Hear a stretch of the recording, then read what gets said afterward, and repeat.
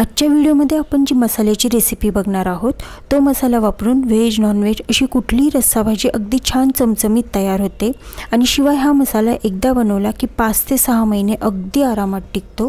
ते जास्त वेळ न घालवता लगेचच आजच्या रेसिपीला सुरुवात करूया। या ठिकाणी मी 1 वाटी बाजरी घेतलेली आहे। बाजरीच्या निम्मी इथे हरभऱ्याची डाळ घ्यायची आणि जेवढी हरभऱ्याची डाळ आहे तेवढेच तांदूळ घ्यायचे आहेत। त्यानंतर रोजच्या वापरातला जो चमचा आहे त्या चमच्याने 2 चमचे धने, 1 चमचा जिरे, 10 ते 12 मिरे, 7 ते 8 लवंग, 1 चमचा कारळ किंवा खुरसणी असेही म्हणतात आणि 1 तुकडा दालचिनी घेतलेली आहे। आता हे सर्व जिन्नस आपल्याला आधी भाजून घ्यायचेत। तर सगळ्यात आधी इथे बाजरी घेतलेली आहे, ती कढई गरम करून घेतली आणि त्यामध्ये ही बाजरी चांगली गरम करून घ्यायची आहे। तर बाजरीच्या थोड्या थोड्या लाह्या फुटायला लागतात तोपर्यंत ही बाजरी कमी किंवा मध्यम आचेवर चांगली गरम करून घ्यायची आहे। बाजरी गरम करून झाली की थंड होण्यासाठी एका ताटात काढून ठेवायची। त्यानंतर यामध्ये तांदूळ देखील अशाच प्रकारे भाजून घ्यायचे। तर तांदळाचा सुरुवातीचा कलर आणि जसजसे आपण तांदूळ भाजत जातो त्यानंतर जो त्याचा कलर आहे यामध्ये बऱ्यापैकी फरक दिसतो। तर तांदूळ देखील चांगले भाजून झालेले आहेत। तांदूळही आपण काढून घेऊयात आणि एका ताटात थंड होण्यासाठी ठेवून द्यायचे। तांदूळ भाजून झाले की याच कढईमध्ये आता हरभऱ्याची डाळ जी आहे ती देखील चांगली खरपूस भाजून घ्यायची आहे।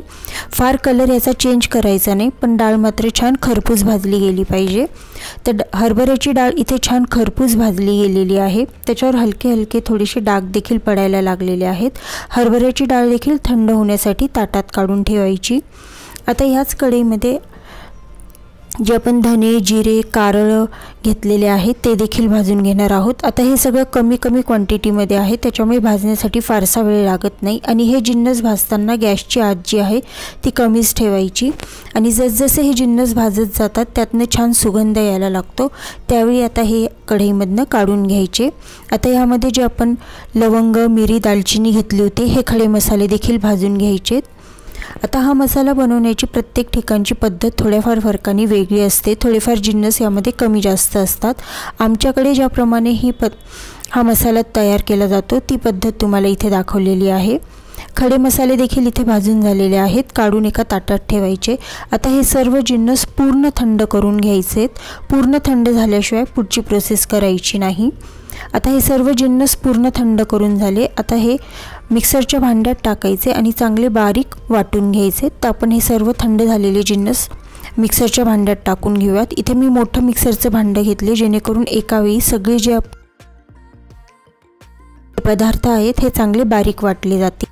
आता हा मसाला मिक्सरला चांगला बारीक वाटून घेतल्यानंतर परत एकदा चाळणीने चाळून घ्यायचा, म्हणजे त्यामध्ये जर काही जाडसर कण राहिलेले असतील तर ते ह्या मसाल्यामध्ये येणार नाहीत। म्हणून मी इथे हा मसाला चाळणीने चाळून घेतलेला आहे आणि जे जाडसर राहिलेले कण असतील तर ते परत एकदा मिक्सरला फिरवायचे, चाळणीने चाळून घ्यायचे आणि हा मसाला इथे तयार करायचा। तर इथे एकदम बारीक असा आपला हा येसूर मसाला तयार झालेला आहे। आता हाच मसाला वापरून कुठलीही आमटी किंवा भाजीला घट्टसरपणा किंवा दाटसरपणा कसा आणायचा किंवा आमटीमध्ये टाकताना हा मसाला कशा प्रकारे वापरायचा तेही आपण बघणार आहोत। हा मसाला स्टोअर करताना एका काचेच्या बरणीमध्ये स्टोअर करायचा। काचेची बरणी ही चांगली कोरडी असली पाहिजे। आता इथे मी भज्यांची आमटी करते, तर त्यासाठी इथे आमटीमध्ये आधी मीठ टाकून घेतलं। या आमटीला अजून चांगला घट्टसरपणा आलेला नाही आहे, तर त्यामध्ये इथे मी हा येसूर मसाला टाकून घेणार आहे। तर हा मसाला इथे मी 1 चमचा घेतलेला आहे, फार जास्त घ्यायचा नाही आणि त्यामध्ये थोडंसं पाणी टाकायचं। हा मसाला पाण्यामध्ये नीट मिक्स करायचा आणि त्यानंतर मी जी आपण आमटी बनवतोय, व्हेज असेल किंवा नॉनव्हेज असेल, त्या आमटीमध्ये हा मसाला टाकून घ्यायचा आहे। डायरेक्ट हा जो मसाला आहे तो आमटीमध्ये टाकायचा नाही, नाहीतर त्याच्या गुठळ्या तयार होतात। आमटीमध्ये हा मसाला टाकल्यानंतर 5 ते 10 मिनिट परत एकदा हा आमटी जी आहे ती चांगली उकळून घ्यायची, म्हणजे आमटीला चांगला घट्टसरपणा येतो आणि आमटी चांगली मिळूनही येते।